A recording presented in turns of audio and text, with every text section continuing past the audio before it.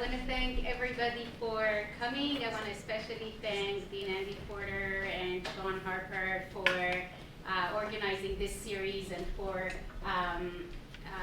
allowing this important occasion to occur. So I'm very grateful for that. And I'm happy to have here Chris Lebron, who is an assistant professor of philosophy and African American studies at Yale, and who I've been hoping to hear for a while, so I'm glad you guys are as excited as I am for that. Chris got his PhD in philosophy 5 years ago from MIT, and he published last year the book, The Color of Our Shame, Race and Justice in Our Time, with Oxford University Press, a book that got a lot of very positive responses and an important prize from the American Political Science Association last year. And in addition to that book, he's also published recently an article in a symposium about the shooting of Trayvon Martin. And he's currently at work on his second book that is titled, I don't know if it's final or temporary, but the title is From a Human Point of View, Reimagining Racial Egalitarianism. Chris is a very active philosopher and public intellectual. He was recently interviewed. I really recommend that you read his interview in the 3 a.m. magazine. In case you don't know this magazine, it's an online magazine whose subhead reads, "Whatever it is, we're against it." He had a great interview there.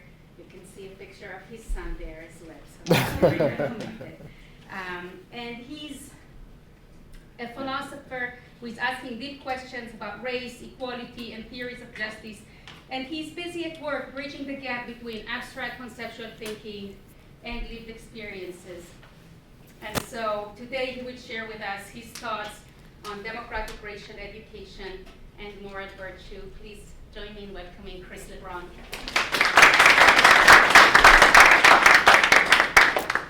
Thank you all for having me. Thank you, Dean Porter, for making it possible for me to be here, and I appreciate taking time out of your morning to be with me. I have to offer a preemptive apology of sorts. I began putting the lecture together after the shooting of Michael Brown, but before the grand jury non-indictment, and when the indictment did not go through, I pretty much tossed out everything I put together. It took me a couple days to recover, to be quite frank with you.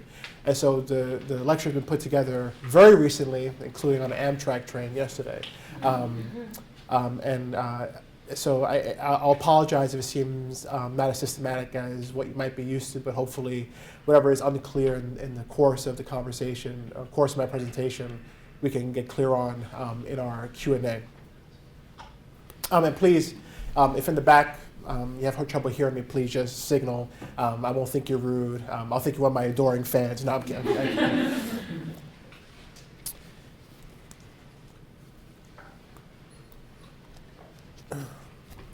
One might say that with regard to race and equality, we live in troubled times. Many things might be on this person's mind. Maybe she is troubled by the disparity in job prospects between black and white Americans. Maybe she's put off by the lack of opportunities for Barack Obama to simply be our 44th president and not our first black president, and the unbearable burden that apparently brings. Possibly she's a person who likes to go for long walks and is puzzled at how America, land of the free and world-famous melting pot, remains a deeply segregated place. It could be that she is saddened, enraged, and horrified by what appears to be regular reports of young black men dying on American streets at the hands of police and private citizens. Chances are she looks at the businesses in black neighborhoods and she's puzzled why blacks have easier access to the foods, to liquor and the foods that cause diabetes and high blood pressure than the greens and healthy foods available in gentrified neighborhoods. Imagine with me that having developed a keen interest in this, she surveys the websites of America's leading universities and notices that black scholars represent a small fraction of the academy and that black philosophers are nearly invisible in the field in part tasked with advising us on how to live better and that this field lacks a representative viewpoint regarding how badly so many Black Americans in fact live.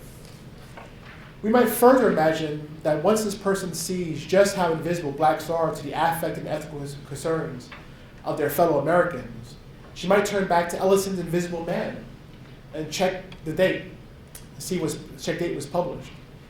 She will notice the year 1952. She might be startled that 65 years seems to have made little difference, just as Ellison realized that 89 years hence, the Emancipation Proclamation made little difference, just as Douglass realized that 80 years hence, the American Revolution made little difference. Shall I go on? This person realizes that we do not live in troubled times.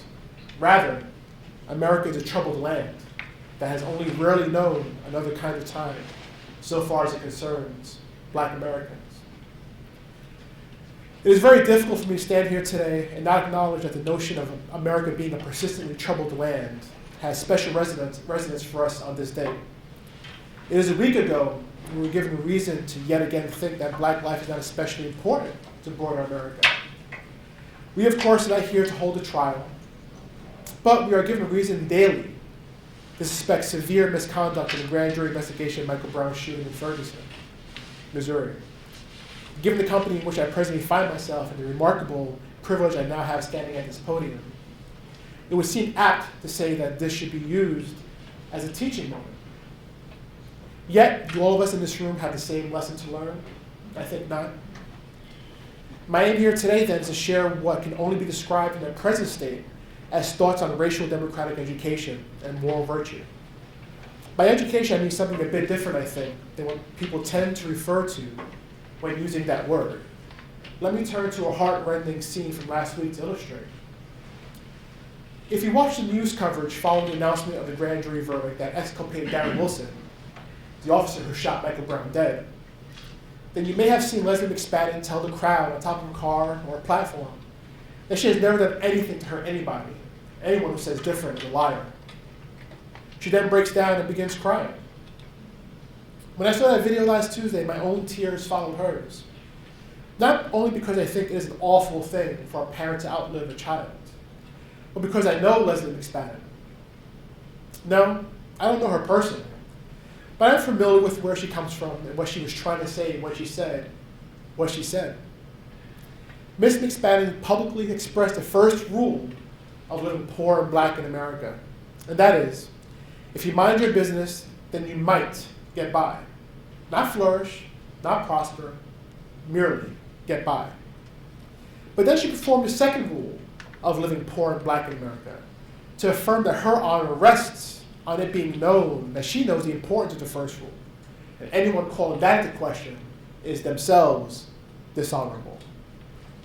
The force of her tears then consists in at least this much. Given how precarious Black life is in this country, not even these two basic rules could secure her ability to watch her son grow to be a man. I say I'm familiar because I myself come from a place where these rules are well known, and I know why they're important. They are the few principles that help order a political and social existence that is irrational, because the fact that some people live less securely because of the color of their skin just is an irrational state of affairs. I saw this moment for what it was because I've been similarly educated to navigate a society that, while no longer white supremacist the way it was before the passage of the Civil Rights Act, daily exhibits the visages of a country where public lynching was practiced and Jim Crow segregation was the norm. In this world, I am educated that my worth is always conditional on my good behavior, and being not merely good at what I do, but being twice as good, at least, as the person next to me doing the same thing. And even then, as I was reminded by the actions of a woman on an Amtrak train on my way to present a talk at another prestigious university a few weeks ago, while dressed as I am today, my presence even then is not always welcome. This has been my racial education, that I am not an American or a brown American, but that I am a conditional citizen of this country. If I speak properly, then I will be considered intelligent. If I walk down the street dressed this way rather than another, then maybe I am not suspicious. If when upset, I don't frown or breathe too deeply, and I'm sure to make my hand movements demure, rather than emphatic. Then I can be taken seriously, since otherwise my anger is an expression of bestial rage rather than rational despair. I could go on. The point is that all these propositions are conditional, and even when we satisfy our role, America rarely satisfies the obligations it promises us on these decidedly absurd conditions. When I speak of racial democratic education, I mean something deeply humanistic. When we are presented with facts, numbers, and dates, we tend to think we have acquired knowledge. But more essentially, we consider ourselves to be educated when knowledge opens a window, letting in a new way of seeing the world. This is the moment when knowledge becomes erudition. I think a significant problem with regard to race in America today is that we have focused a great deal on, admittedly, a narrow range of knowledge regarding America's racial history. These are basic pedagogical tropes. Lincoln freed the slaves, Martin Luther King Jr. made a momentous speech on the steps of the Washington Monument, the Civil Rights Act made racial equality the law of the land. But these tropes do not allow us to see the world anew. They are the tropes that now allow us to be comfortable in the status quo. For surely if Martin had a dream and racial equality is the law of the land, we can wake up today and go about our business.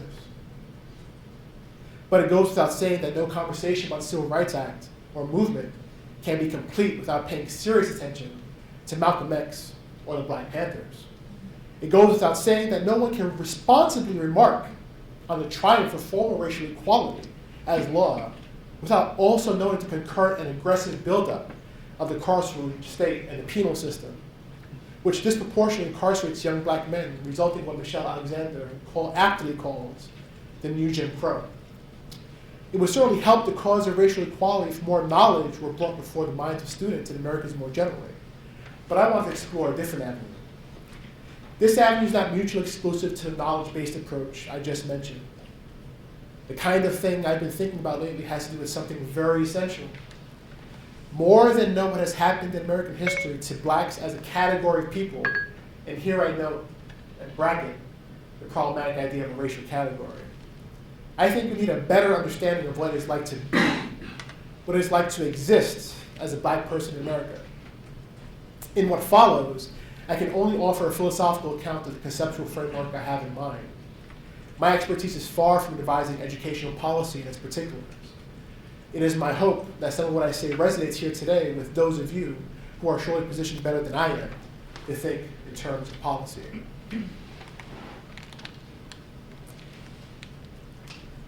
So what does the philosophy of the kind of education I am advocating look like? What idea does it depend upon? Undoubtedly, there are many candidates, but I want to focus on one in particular, one that may surprise you for reasons I will touch on a bit later. I am talking about imagination. When I refer to imagination, I mean to refer to that faculty of the mind that is able to bring before itself things of which it does not have immediate or direct experiential or perceptual access. Are you sitting there right now thinking about lunch and how satisfying a Philly cheesesteak might be? You are using your imagination. Are you sitting there worried about a difficult conversation you have been putting off with your partner because of how you expect he or she will respond? You are using your imagination. Did you at some point this past weekend think how your holiday would have looked if it was your son or daughter or niece or nephew that had recently been taken away from you forever? If you were using your imagination. Imagination, as you might guess, is not the typical conceptual currency of political philosophy. So I should say a bit about how I came to embrace this idea as being important for racial equality. A key moment was when I stumbled upon a video of James Baldwin's 1965 debate with William Buckley at Cambridge Union, where the proposition before the participants was whether the American dream comes at the expense of the American Negro. And I use that word to keep with the parlance of the times as used in the debate. I was transfixed, astounded, and humbled by Baldwin, and since then, his performance has played a central role both in my own thinking as an individual, but also in my work, and will do so for us here today. If you have not seen this video, I urge you to watch it at your earliest convenience. Baldwin covers too much ground for me to review with you, but in it, there are a few crucial moments that are important, not because they are brilliant, even though they are that for sure, but because they remain relevant 50 years later. I have come to call Baldwin America's witness because he had a great special gift for calm observation that would inevitably inform impassioned pleas for understanding based on sound reason and sympathy. More than that, Baldwin was exceptionally skilled at distilling to their core the complexities of American race relations, the kinds of pathologies that give it its shape, and the kinds of pathologies it bestows on citizens. A central theme of Baldwin's performance has to do with the relationship between experience, perception, knowledge, and belief. More pointedly, Baldwin is concerned to show how racial power typically directs us to situate a sense of ourselves with respect to the privilege we have or the domination we experience. This much is evident in Baldwin's opening lines when he says that one's point of view is clearly tied to, as he put it, quote, where one finds oneself in the world, what your sense of reality is, end quote. One of the true graces of Baldwin's philosophy is that he always communicated in language that was readily accessible, and this idea of where one finds oneself in the world is exemplary. Here, he means location figuratively and relationally. Are you the person holding the nightstick? Or are you the person at the other end of its blows? Are you the one stamping the loan application denied? Or are you the one whose application thus dreams are not only deferred, but extinguished? For Baldwin, your location in this equation structures not only your prudential interests, but also your perceptual capacities. This leads him to say that, quote, the Mississippi sheriff really thinks that this little boy or girl must be insane to challenge the system to which he owes his entire identity, end quote. Baldwin wants us to be deeply circumspect of this person, for they are not merely making an error in judgment, not merely adding up the numbers wrong, but they are seeing a different world. They are doing a different kind of mathematics. A person who sees a different world also has a different grounding for his actions, a skewed basis for the reasons he can offer when he does what he does and thinks what he thinks.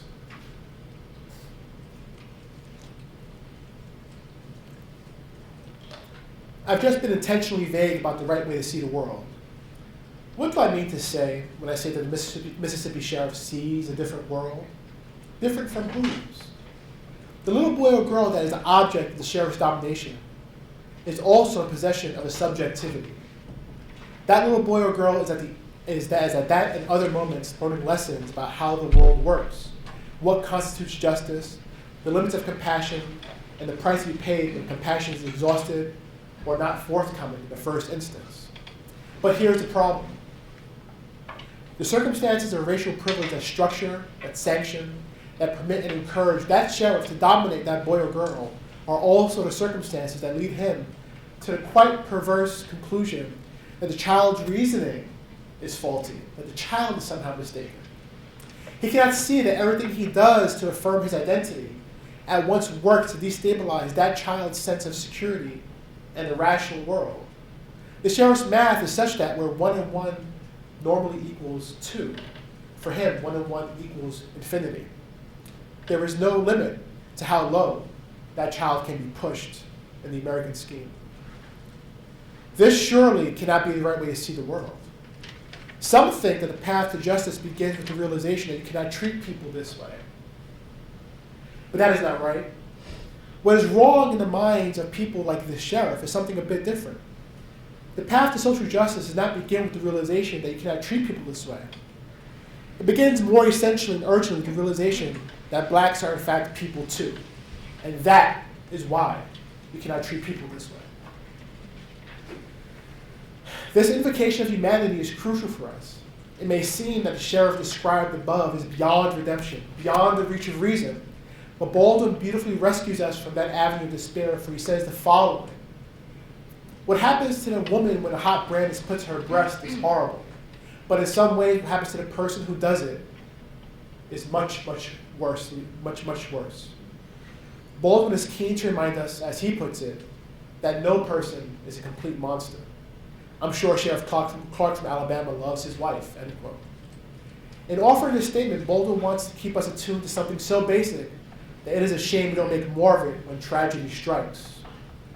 Anyone who can love one person can love many people, at least a little bit. If I were to take a guess based on my readings of Baldwin, his conception of racial redemption importantly depends upon compassion.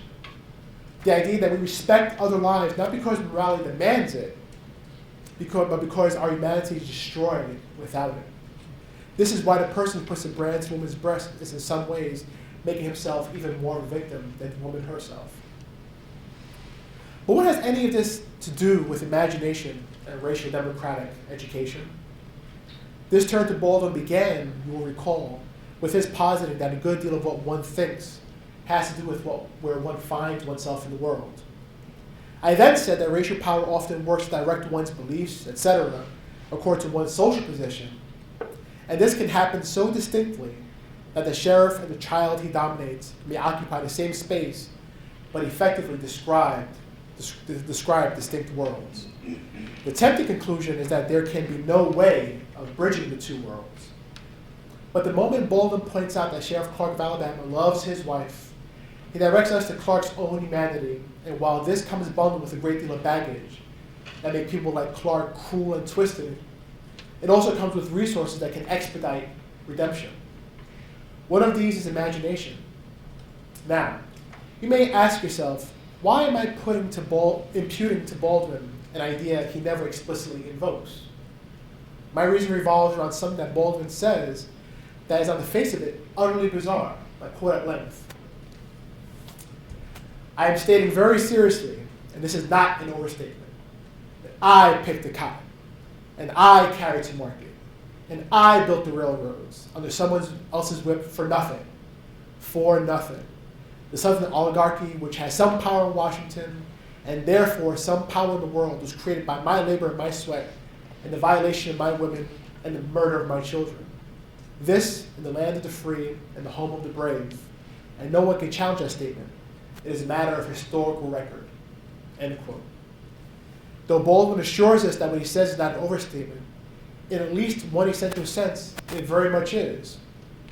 Baldwin never did any of these things. Why then does he cast himself in this role? One can appreciate the strategy when watching the video. It is a striking thing to watch Baldwin explicate the existential complexities of racial domination to a room of white Europeans. These are people with very likely no connection whatsoever to the vicissitudes of black life. Baldwin casts himself then as an aid to those in the room. He is the vehicle that transports them to a prior time, the sins of which he in fact bears on his shoulders in front of his audience.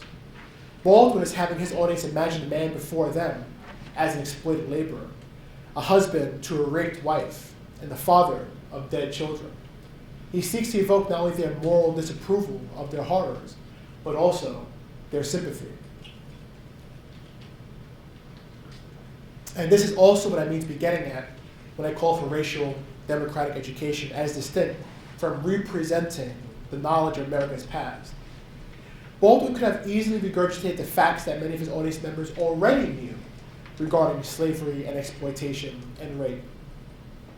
But he decided instead to try to bring his audience closer to the problem of race by bringing them closer to him. If Baldwin has suffered these horrors, and he sits before us at this moment, others have suffered them as well. In this sense, imagination here is bringing something that is not proximate to the perception and affective capacities of Baldwin's white audience members before their minds. And in doing so, he is asking them to comprehend not merely the wrongs of slavery, but its sins and continuing effects. The ways the legacy of racial domination compels Baldwin to plead for others to not just take him seriously, but to recognize that he too is a man not only capable of loving, but of being loved. Now, I have put a lot of stock in the idea of imagination. I'm aware of the way I portray the idea makes it seem that if white Americans could only imagine what it's like to be black, then racial equality would happen. Just like that. I don't want to be misunderstood. I want to make clear that I emphasize imagination as something that would support the project of racial equality in very important ways by, for example, supporting the moral motivation to give goods to blacks that are typically withheld, Nonetheless, at least two fairly potent objections can be leveled against my argument. The first says the following. The fact that many white Americans often believe the wrong thing about blacks, have already brought things of which they have had little direct experience before their minds, shows just how wrong imagination can go. Thus, we should forego that idea altogether. To this, I say the objector is making a severe mistake. It is certainly true that many white Americans have irrational beliefs and fears about blacks based on things they have had little knowledge or experience. But I also want to say quite strongly that the erroneous holding of racial beliefs is not imagination gone wrong. Rather, it is a result of having no imagination whatsoever. The very dangerous thing about ideology is that one accepts without much reflection, heuristic interpretive shortcuts to make systematic sense of the world. And quite frequently, these shortcuts are generated by power holders and accepted by those who benefit from acquiescing. Imagination is not conservative. It is progressive, leading to possibly revolutionary ideas. If anything, imagination holds the possibility of freeing Americans from an ideology that many of them do not in fact reflectively affirm in any case. So in addition to being revolutionary, imagination holds the potential to be emancipatory of both suppressed and misdirected human affect and a rationality that is compromised by ideological power. There is a second objection to which I must attend. This second objection questions not whether imagination could be emancipatory or revolutionary, but whether white Americans are in fact capable and or willing to use their imaginations on behalf of racial justice and equality. This person, understandably cynical, thinks that the effort required for little material incentive in return is beyond the motivational capacities of white Americans. I really have no way to dispute this claim. It ultimately is an empirical one, but I will say this. It is a sure thing that no major social change has ever taken place after it was certain that the empirical prerequisites were within reach. That said, I may be able to offer some palliative remarks to our cynic, with whom I sympathize. At this point, I could remark upon the white Americans I know, and that other brown Americans know, who, beyond being mere card-carrying politically correct liberals, actually seem to get it. And these folks are inspiration because they seem to get it without ever having lived a day in the life of a brown person. Their perceptual capacities seem to extend in just the right direction, such that the things that usually have to be put to words by black folks, and which even then are not believed or accepted, do not have to be explicitly articulated when speaking to those get it. But maybe these people are just highly sympathetic individuals. Maybe there are many others who are capable of getting it, and maybe they want or need a model of how it is done. On this score, I wish to turn towards literature, another resource that has become very central to my thinking recently.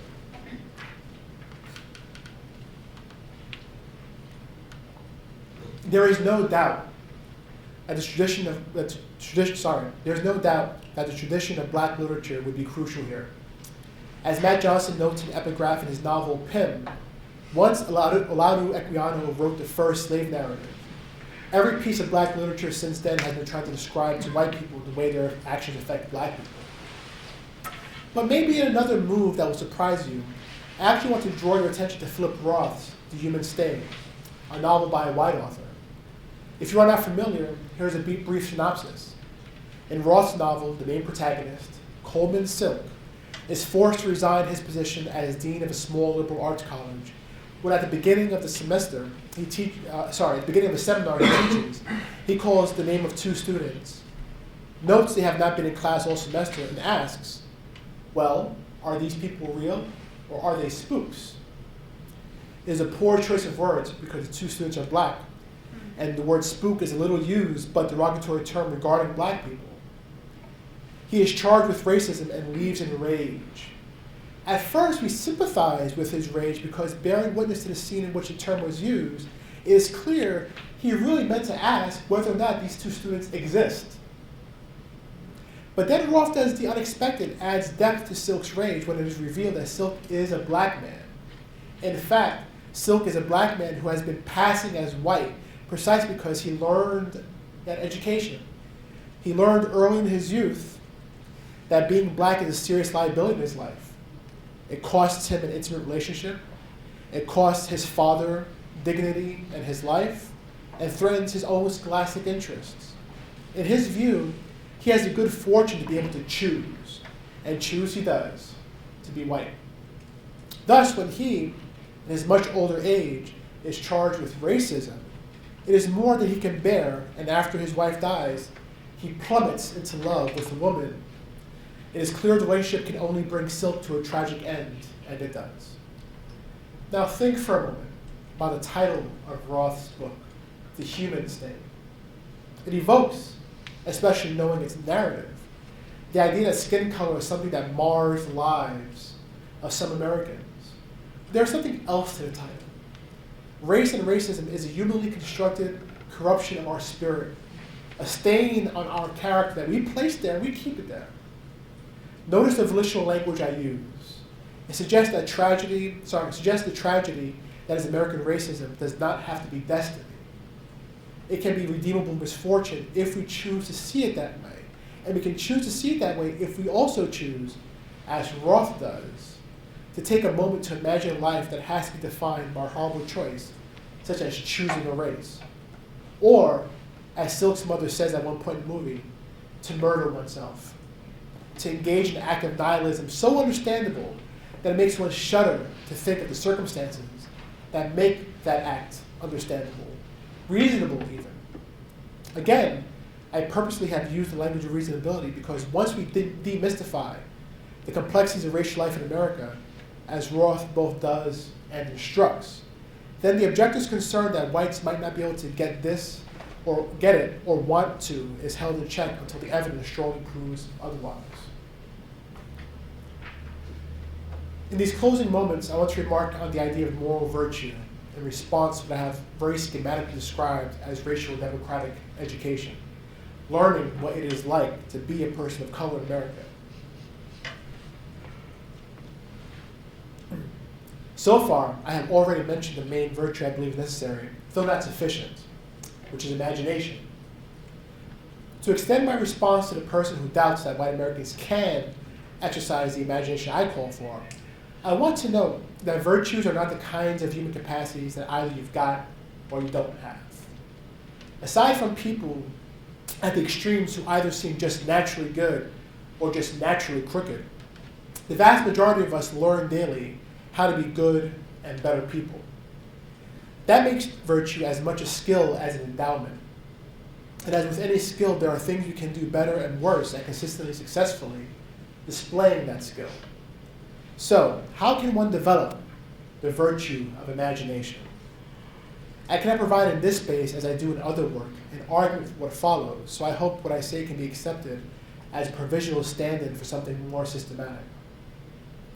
On my view, while imagination is very importantly a feature of what each of us does in our mind, it is also importantly dialectical.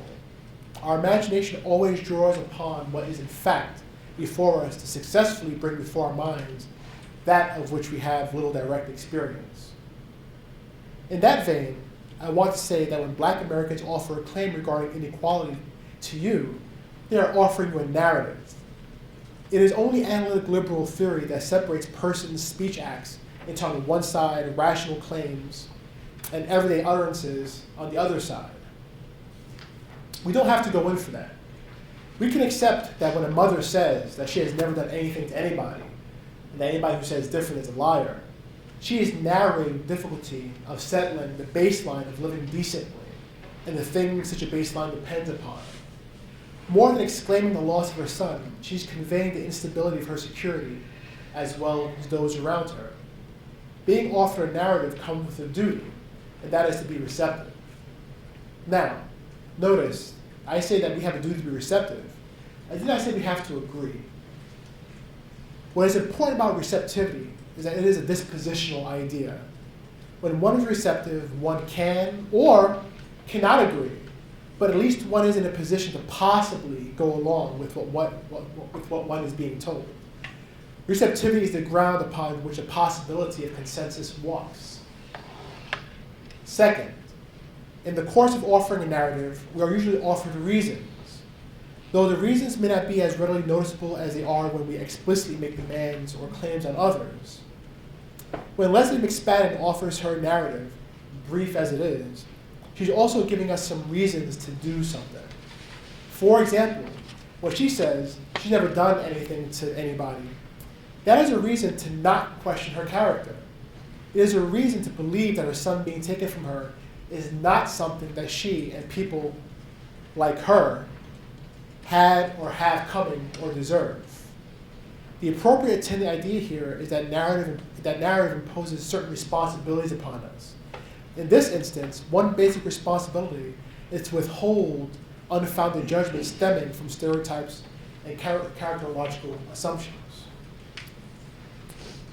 Finally, a claim or narrative like McSpadden's is also meant to express a certain affective state in which she finds herself.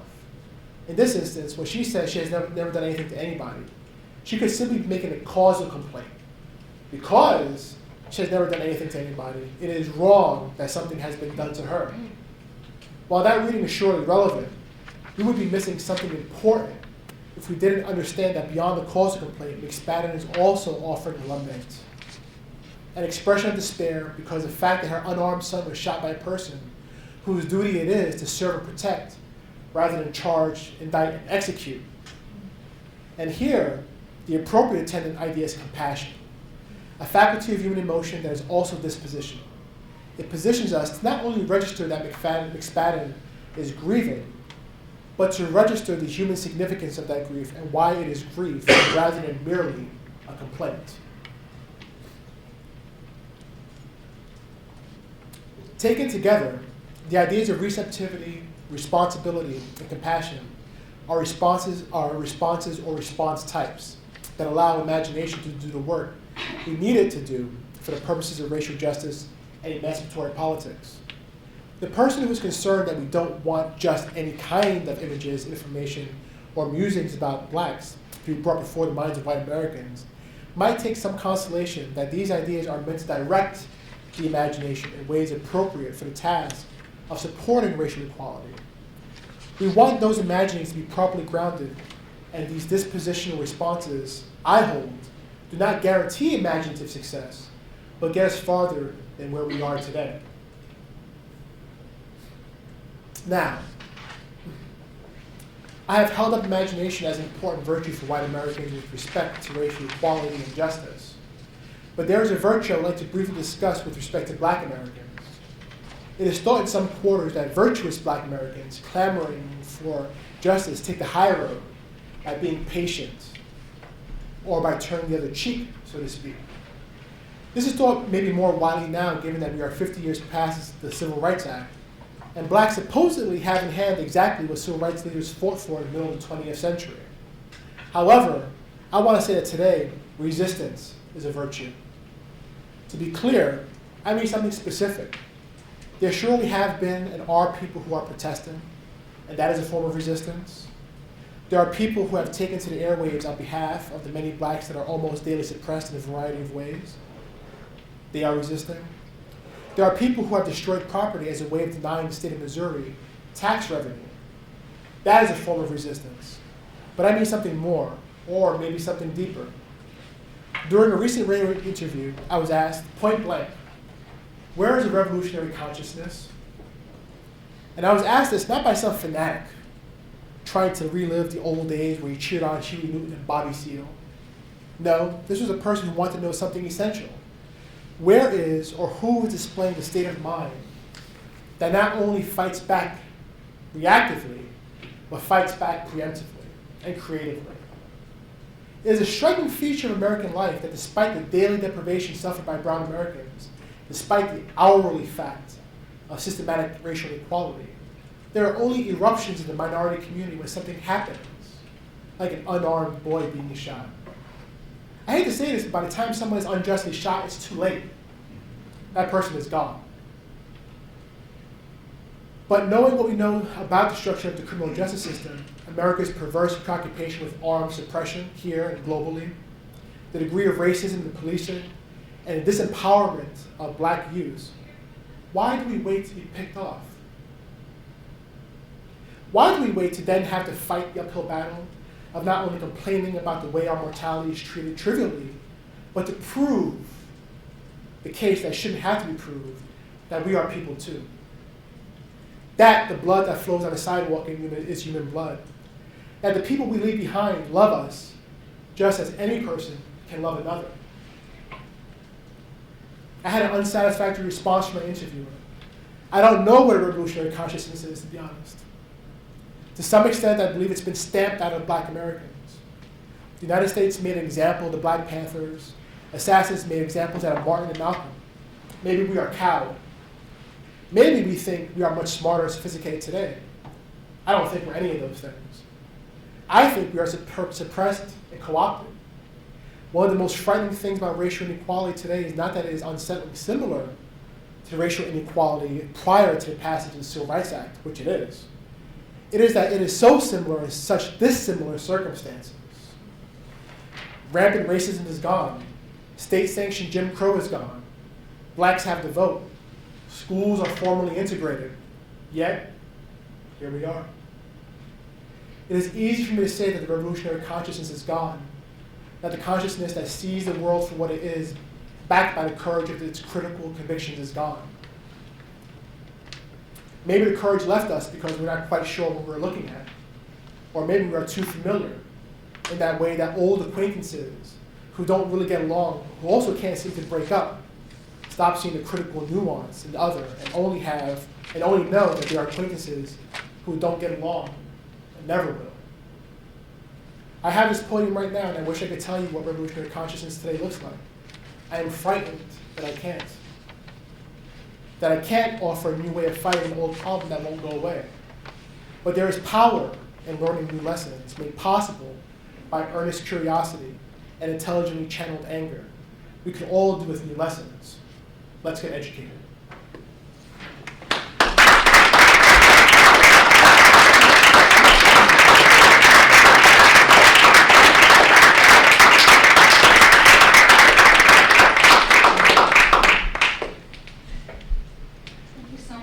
So I'm not sure how. So we are just opening the floor for questions. I'm happy to call on people because I know most people in the room. If you want to, Howard. Sure. Thank you, Chris, for your talk. I found it inspiring and also chilling around what implications are present in what you're saying. One of them, I think of around imagination. The idea that sometimes I'm concerned about how a lot of our thoughts around racial equity or equality centers in a sort of legal understanding of remedy and not a sort of emotional sense of healing.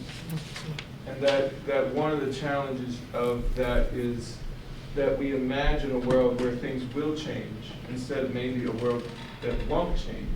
And those different imaginations lead us down different avenues for a different kind of education, a different kind of child rearing, a different kind of resistance.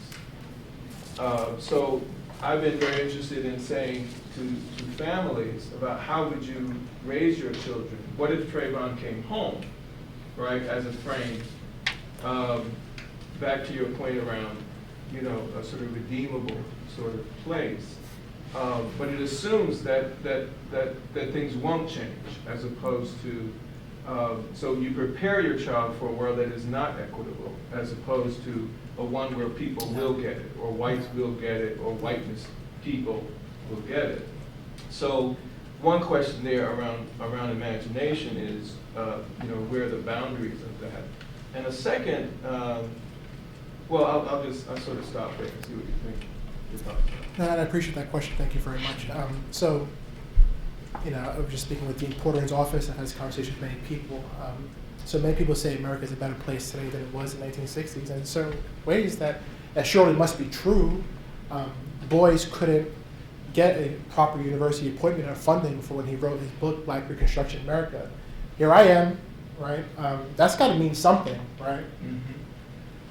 But there's something worse. And what's worse is the continuity that we have of various kinds of inequalities but now nowhere to really point the finger, right?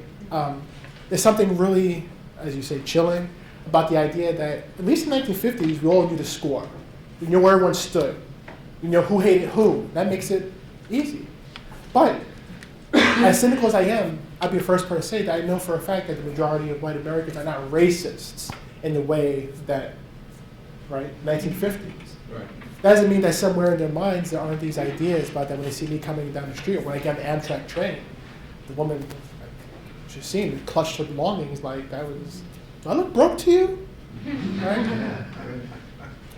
So the question is, right, so this idea of our children, like the idea that it won't change, we have to navigate, right, pragmatically what the reality seems to be, but part of what also has to happen, this is always a problem with progress, is trying to run it, right, what practice is called, like, running ahead of the evidence, right? We have to, in some sense, take a leap of faith.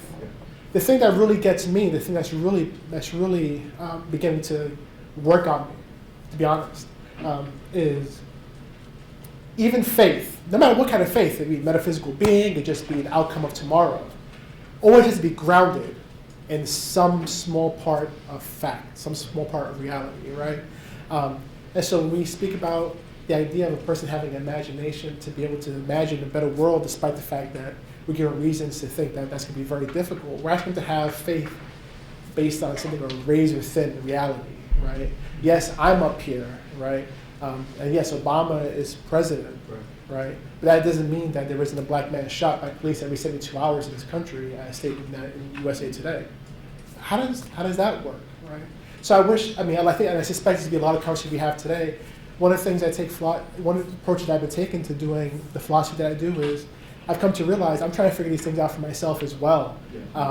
And these things are deeply personal for me. And so when you say, right, what do you tell that young boy who has to go out into the world? I think one of the few things we do is some sense to be cold about the facts of things, but also develop within that person a deep sense of human kindness and generosity. Right?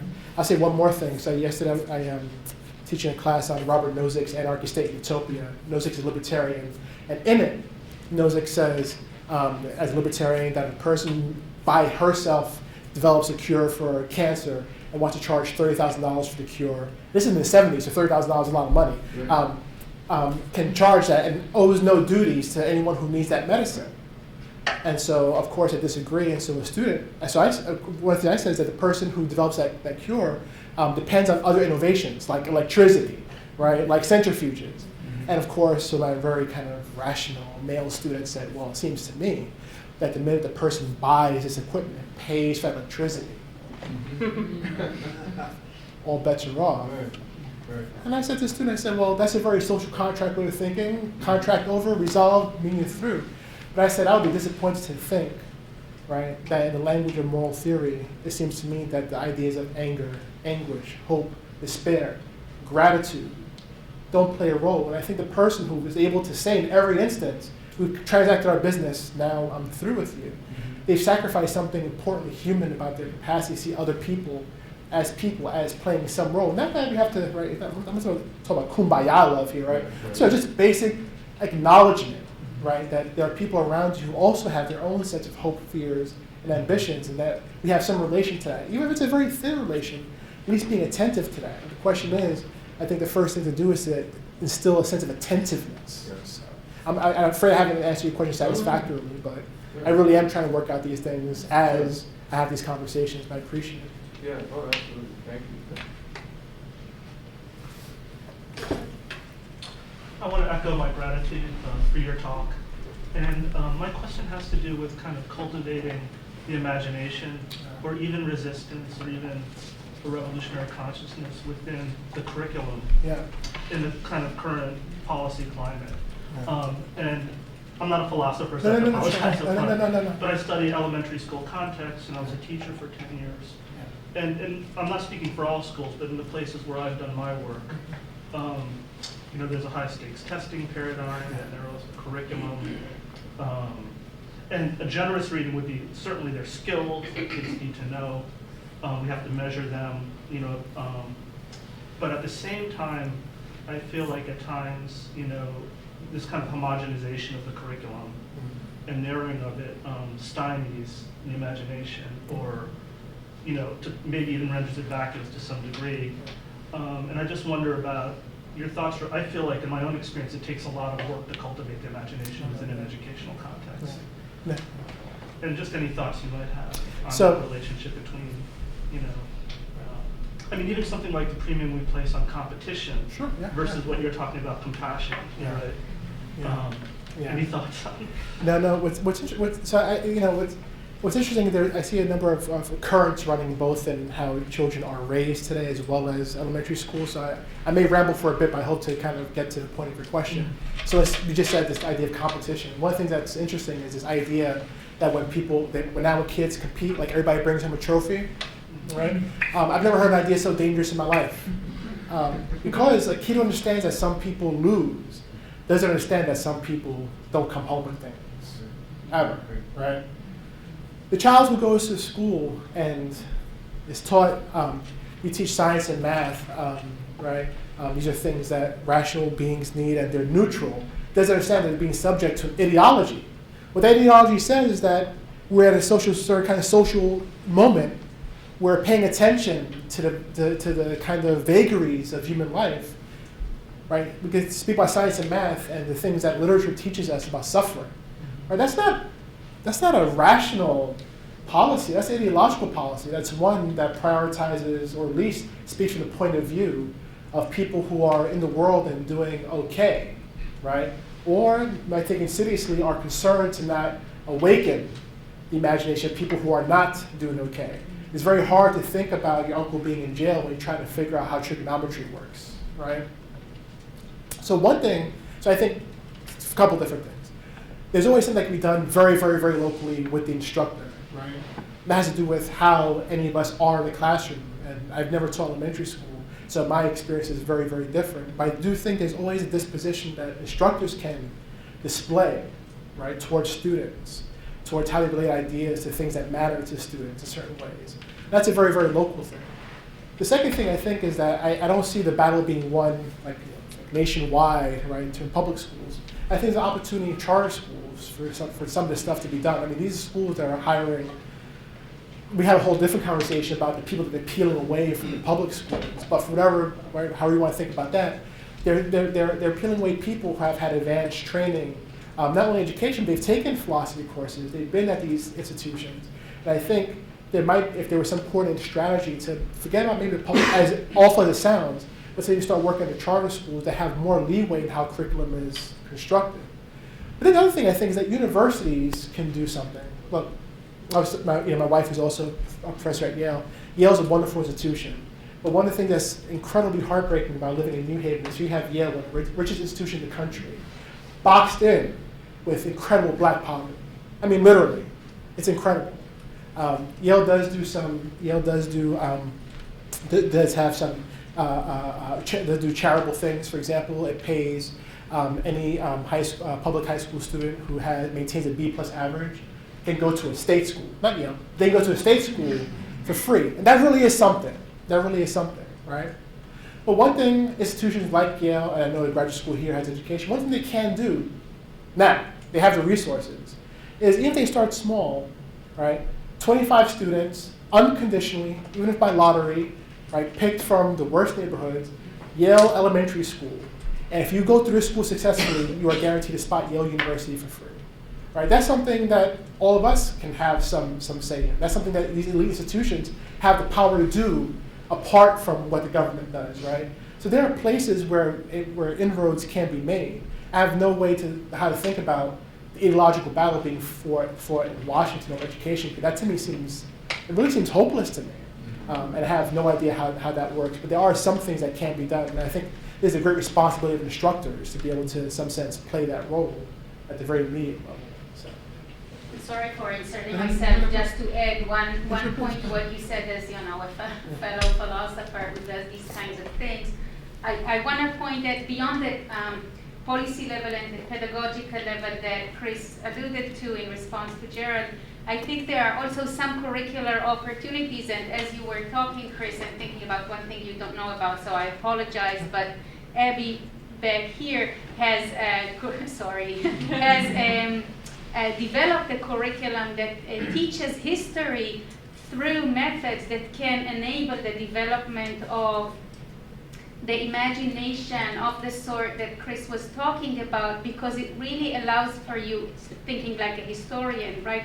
It calls on you to put yourself at the historical time and place that you're studying about, and thinking about yourself as a person who is experiencing these particular events, right, from different sides of whichever fence that we're learning about, right? And so I think this, beyond other things that these types of curricula do, they can allow for you to really put yourself within the shoes or the minds or the lives of other people. And so this is, one opportunity where developing your imagination, your moral virtue, and, aligning with the test requirement is not necessarily mutually exclusive. I'll tell you about it later. Yeah. I'm sorry. You had the question. I'm sorry we haven't met, so I don't know your name. Danny Fryer. Thanks, Chris. This was really, really interesting and helpful for some of the things I've been recently thinking about. So thank you for that. So I just wanted to sort of ask two questions. So one is just about the concept of imagination, and the second is just in reference to your second objection and your response to it, right?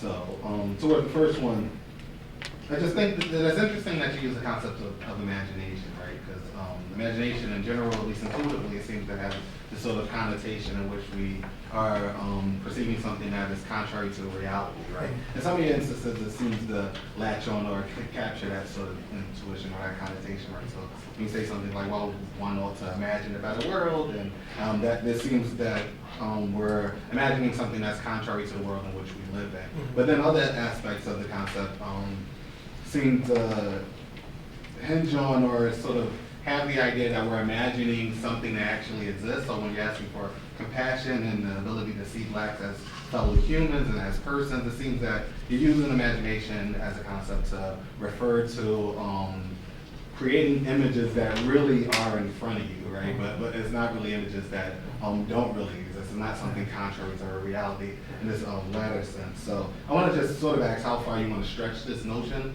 of imagination and why choose imagination as opposed to go to the sort of, Charles Mills have this sort of epistemology of ignorance. Why not just say in terms of seeing compassion or fellow blacks or black people as fellow humans? Why is that not just the dispelling of ignorance as opposed to imagination? Sure, yeah, so that's the first point. Yeah. And then the second point is just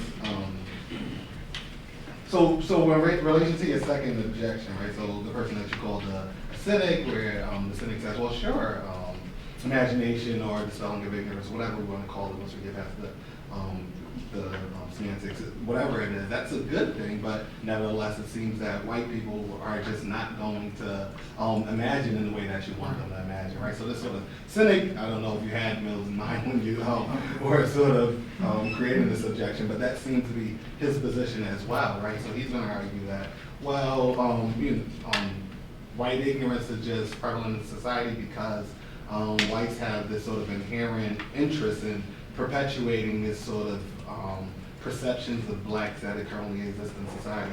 So thus, it seems ridiculous for us to actually perceive that this sort of ignorance is going to get dispelled, or they're going to actually imagine in the way that you want them to imagine. And you gave the narrative, you had what seems like a good response, and ultimately you said it was a standstill, and I didn't quite get the response, so maybe it's just confusion on the issue, but it seemed like you said something like, well, right now it just seems to be a standstill. Until we actually evidence comes about to the contrary, then we really can't resolve the issue, but it seems like, well... Yeah, I meant that the verse actually, until we know that it can't happen, then we should not think that it couldn't happen. So I probably should be more clear, but I meant the evidence against the case, that we don't know for a fact that this could not work. Right. Yeah. Right, so there I'm curious on who's the burden on, right? So at least one like Mills would just say, well, look, the evidence is that it hasn't happened, right? It just, we went centuries without whites dispelling this ignorance or imagining in a way that you want them to imagine. That's my evidence, right? And then there's always this resistance, as was said earlier, there's always this resistance to, whenever we try to actually educate them in the right way, there's always this resistance to them being educated. So, I mean, this is probably the case with the example of the student in your classroom. I don't know if the student was white. I mean, if the student was black, then of course there's the aspect of ignorance that we ourselves hold and so on. But if the student is white, one would point, well, that's a prime example of somebody resisting when you're giving them a chance to imagine, right? But so there is just like the question of who's the burden that actually on when you just say, well, we're at a standstill and we don't know. Yeah. So I didn't, and I don't want to use the word standstill because that already in some sense sets the right term. So Charles is an interesting, very nice fellow. If you know him, but Charles is an interesting case because so you go back to what I said in my talk. Part of what Charles' critical theory depends upon is the force of ideology. And this is partially the reason why I said in my mind, a person who thinks ideologically, they're not using bad imagination, they're just not using any imagination whatsoever, right? And so that there's one important distinction is that Charles is right, there's a certain kind of ideological issue, but one of the things, and this is a separate conversation, the one of the problems I have, as much as I sympathize with critical theorists, and Charles's arguments, because a lot of what he says is true. One of the things about critical theory is that it tends to lead to a certain kind, it can lead to a certain kind of, well, that's it, right? Right? It just is the case that there's ideologies running around, people are ignorant, and not because they don't know the facts, but they're ignorant in a deeper sense. They know the facts and cannot draw intelligent conclusions from those facts. And they can't do that, right? Then, and what I find interesting, and I have to be very frank about this, Charles has been running this argument for quite some time, and it hasn't been taken up by anything but a small subsection of philosophy. There are many reasons for that, having to do with the sociology of the field. But part of it, I think, has to do with the fact that if the conclusion to your argument is that, well, we're ideologically confused, and the conclusion is change your ideology, that's what Charles wants us to do. So the question is, if Charles wants us, people like Charles wants to change ideology, how do you do it, right? Now, I'm sure a lot of ways to do it, but if ideology is no imagination whatsoever, then one way to change ideology is to be a bit more imaginative, right? But that shows a kind of logical flowing of the argument. There's always a way in which the empirics of it, right, can introduce problems. But this idea about, but then the question about the empirical aspect of it and who the burden falls upon, one of the reasons why I've come to really grow close, and this is odd for me because I'm not the kind of thinker who attaches to thinkers. I don't do like the history of thought, so I tend to not write on people. But there's a reason, well, for many, Baldwin has grown very, very close to me in my mind and my heart for a lot of reasons. But one of them is that Baldwin is a case study of a person who actually, he had a fair bit of rage and disdain for his fellow Americans. But he understood that the burden, if we call this thing a democracy, if we have any interest in maintaining it as a democracy, then it's all of our burdens. And Baldwin performed that by being up in front of audiences and trying to compassionately and sometimes aggressively explain what it is, right, that happens to him. But what that's interesting about Baldwin, there's this one part where Baldwin says something that, first time I heard it, I almost fell out of my chair. He says, he spent a lot of time in Europe, as many of you I'm sure know, and he says, when I go to Europe and I see my fellow Americans, they are affected by the plague called color. He goes, and I know what these people do to me, but I love them. They are my fellow Americans. And even if I did not know them, we have the same shorthand. And he said the problem with America isn't that isn't segregation. Because actually we've been integrated for a very, very long time. That's what he says. Put me next to any African and you will see what I mean. Right? Right? This is the point at which blacks are fighting right across the nation to be integrated. Baldwin says you're fighting for something the wrong thing, but he means it not at the level of physical closeness. He means in terms of conceptual closeness. When you say the same as shorthand, this is a pragmatic flourish. You're saying when people speak about liberty and democracy, we're not having any disagreements about what idea we're talking about. Our disagreement is how we're implementing it, right? So That being the case, the burden always falls on all of us. It falls on all of us differently. That was the reason why in the lecture I tried to map out 2 different virtues, right? Because to resist, right? To resist not only to resist, right? A boy or girl getting shot, not only to resist the closing down the school lunch program, right? But what are in those textbooks that go into these elementary schools, for example, right? What are the images? I have a very young boy at home, and it's astounding that it is impossible for me to find children's books with black children. And interestingly enough, the ones that do, all the black kids live in apartments. All the white kids live in these beautiful houses in the suburbs, right? So whose burden? It's all of our burden. I know that sounds really kind of vague, or maybe kind of, but I think that's just, I think it's all of our burden differentially. And one of the exciting things about coming to an education school is that I think of all the people in the academy, you folks are the people who actually can go out and really start to make some things happen. But we have to be patient, right? Because these are kind of things like that 5 or 6 year old who's getting a better image of his or her life. They're not gonna be in the world for another 15, 20 years as a leader. But these are, right, we have to build that, right? And that's one of the exciting things about speaking in education school is that if we get some of these ideas right now, we can build that generation so that another 50 years from now, we're not saying, remember that guy Lebron was saying that 50 years from the Civil Rights Act, he was complaining, well, here we are, right? I don't want my son to give this lecture in 50 years. Right? Sandy. You're welcome.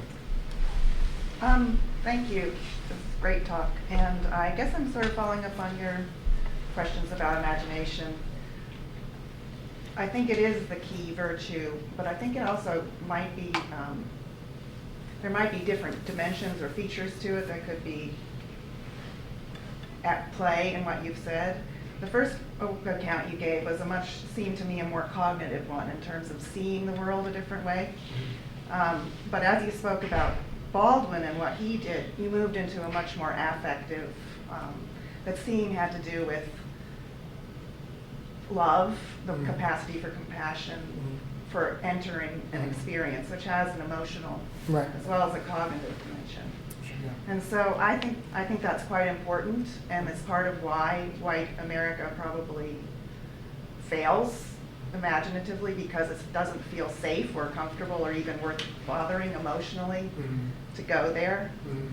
And so you can have a piece of imagination in the very narrow sense of bringing to mind something that isn't there. Like I can imagine that my uncle is in jail while I'm doing trigonometry, but unless I imagine that with the full affective component, I haven't gotten to a place where I don't want my humanity to be diminished by allowing myself not to go there. So I'm just thinking that pushing harder on that might be useful. No, I think I appreciate that point because I hadn't caught that distinction myself. I think one reason why I may not have caught it, and this might just be a bit too, it might be just too clumsy of an analytical move, but or maybe it's too idealistic. But to my mind, so it takes on like Martha Nussbaum, right? There's been a long discussion in philosophy about rational thought and how rational thought is distinct from emotions. And Nussbaum argues that cannot possibly be right. Well, why can that be right? Well, because emotions are one of the data, right, of what our world is doing for us and what the world is about, right? It is part of the information we take in. As a response to the world, it's part of the information we take in about what is happening in the world.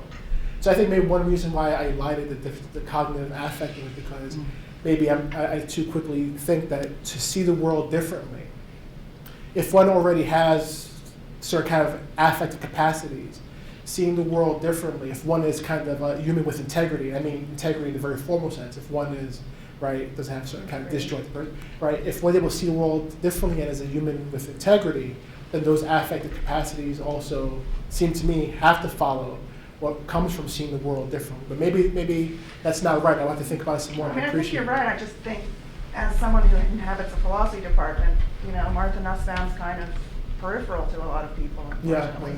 Yeah. And that whole, I agree entirely with you about the necessity of seeing as having an affective component. Yeah. But you have to push hard on that, and I think philosophers... So what would that look like to you? I'm interested in hearing. So when you say you have to push harder on that, what I think that the philosophy department I mean, it's regrettable that I don't think anyone else from the philosophy department is here. Yeah, one more. Yeah. Yay. I'm new, so I haven't been to that type of thing. No, so, but faculty members, are you faculty members? No, so this concerns me. Yeah, no, it's true. But I also think that, as you say, political philosophy and accounts of justice, which appeal to rationality, aren't talking about affect Yeah. and emotion or imagination. But I think imagination, interestingly, Yeah. I'm interested in imagination, so I want to puzzle through Yeah. which is there a distinction between the cognitive and the affective bit. Yeah. So one thing I think it's not getting the attention it deserves. I think while I was at UVA, we happened to have had a conference on democracy and affect. I think there's a growing core of theorists, political theorists and political philosophers, I'm glad to hear that. who I think are starting to pay a bit more attention. I think someone like John Protevi wrote a book, Political Affect. Close colleague of mine, Melvin Rogers, published stuff on Du Bois and also on Billie Holiday and Strange Fruit, and the political work that song was meant to be doing. And it's a Right. brilliant analysis because of how she used to stage the performance of it. It became a point where that was a song that all these white Americans would come see. And her and the poet who wrote the poem, they worked together very closely to stage that one song so that it could have a certain kind of impact.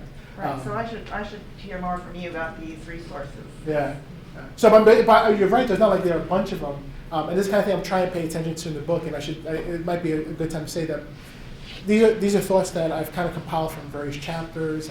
But one thing I'm trying to do with the second book, the first book was very much kind of, even though it focused on the idea of character, there's still some of the institutional preoccupation. But the book I'm trying to write now, I'm trying to recapture a former doing political philosophy back from John Hobbes and Locke. What's interesting about those folks is that they weren't writing to fight with other academics. They couldn't care about, they were academics, but they were writing to all intelligent people for whom these ideas had some currency. And so the book that I'm trying to write now, I'm trying to recapture that tone that I'm not concerned about institutional design. I want to really try to see what would it mean for me and you to really kind of sit together and think through this. And I'm trying to capture some of, not only the idea of affect, but I'm trying to imbue the work with, Right. I hope that somebody cries reading the book. I hope that when they read what I write about Ann Petry's Street and the devastating end to which Moody Johnson comes, I hope they can't read the next page quite yet. I don't know if I'll be successful, but so I think there's a core of people. But you're absolutely right. There should be more attention to what affect plays in our moral judgments. And so, we put the work out and we give these talks and see what we can do. Right. So I just appreciate the idea that seeing is already affective, and that's the thing that I'd like to get. Thank you. I appreciate it. Look forward to the book. No, thank you. I appreciate it. Oh, just one more. Okay, Chris. Sure. And I think I'm just going to follow up on sort of it goes back to the question that Gerald raised. And I think that all of this comes back to the redefining education, which I think was the first thing you said, is that you're trying to offer a different, or expand the vision of education. And that's the reason why it's important to play up this cognitive affective piece, because in the current discourse about education, when we talk about what it means to be educated, we're not talking as much about the affective piece. And when we start letting other people into Yale or giving people access, that is a first step, but probably not sufficient, because that doesn't address the need to redefine education. I just wanted to, I appreciate everything is really helpful. And I think another important piece that you said about imagination is that it's necessarily progressive, right? And I think that means it's necessarily provisional. So at every stage you reach, you must be sort of thinking beyond that in order to be imaginative. And so I think that for me, that ties to my own racial education. And not saying that I get anything, right? But any degree to which I get something is provisional. And for me, it has come about through explicit sharing by others to develop that understanding. Right? So I think it's a really important piece for you to play up and continue to develop the redefining imagination as a progressive act. No, I appreciate that. And I should say I might have been I might have been a bit sly because there are people who are able to imagine the past, right? And so they tie things to a certain kind of nostalgia for the past. They're able to imagine the golden era in American life, and in some sense, this is what maybe allows them to be more conservative. So I nevertheless think that imagination tends to be progressive, not necessarily in a political sense, but I think once, just as I said, a person who can love one person can love many, at least a little bit. I think even a person who can imagine kind of golden era of the past has exercised a capacity to do something other than just merely be or just merely remember. And so I always think that, I tend to think that even the person who imagined the past, imagination is progressive there because it is a capacity itself to in some sense extend oneself beyond the self. And so, which is why I had that account toward the end of the lecture that I just gave, that there are certain other skills you can kind of bolster imagination with to direct imagination the way that we want it to go for the purpose of actual progressive politics. So I appreciate the point. I think we need to stop here. So I'll make some concluding remarks here. Thank you, Sigal, for introducing us to Professor Lebron and bringing him to our attention. His talk was absolutely spectacular. Perfect, in fact. So thank you. Thank you. And thank you for being our guest. No, thank it was you. such a pleasure Thank you to very have much. you share your thoughts and your work with our community. I certainly learned a lot, and like my colleague Howard Stevenson was quite inspired, and I can look around the room and see that others were inspired as well. Thank you for having me. It was wonderful to be able to share and being generous to my somewhat helter-skelter remarks. So thank you for your patience. So yours is the second in our series, in our Visiting Faculty Scholars of Color series this year. We created a poster for each of them to advertise them. Here's the one we created for you. Oh, thank you. So we framed it as a gift. Thank you very much. We will not have you take this back on Amtrak, but instead we will happily mail it to you. But just wanted to let you know.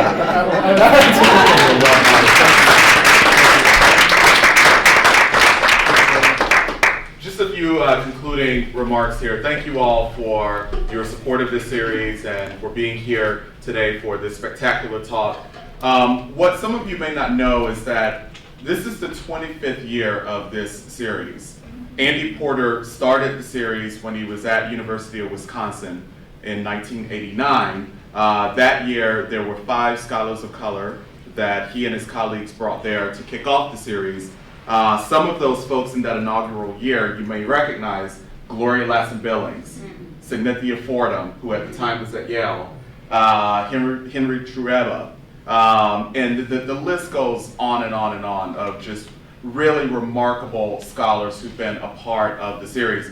Andy continued that series at Wisconsin, took it with him to Vanderbilt, and brought it with him here to Penn 7 years ago. And it's been a real honor and pleasure for me to have had the opportunity to partner with Andy over the past 7 years for this very important series. Coincidentally, 2 minutes after Chris's talk began, I got an email from the Wisconsin Center for Education Research alerting me that Professor James L. Moore, who has an endowed chair at Ohio State, he's a big deal in education.